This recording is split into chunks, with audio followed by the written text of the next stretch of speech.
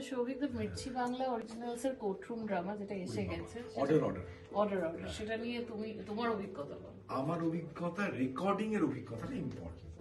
23 September recording হয়েছিল, সারা কলকাতা জলে ভেসে যাচ্ছে।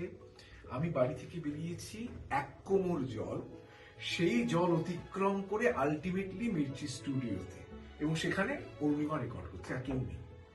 এইভাবে ফার্স্ট কোর্টরুম ড্রামা রেডিও মির্চিতে রেকর্ডেড হয়েছে। এটা একটা মেমোরেবল এক্সপিরিয়েন্স, কোনোদিন ভুলবো না। একদম এক্সপিরিয়েন্সটা অসাধারণ। আমরা মানে প্রায় সাঁতরে একদম লিটারেলি সাঁতরে আসা। এবং আশা করি আপনারা যারা শুনছেন তাদেরও নিশ্চয়ই ডেফিনেটলি খুব ভালো লাগছে। আমরা অনেকগুলো খুব ভালো ভালো রিভিউ পেয়েওছি, যে লোকজনের ভালো লাগছে।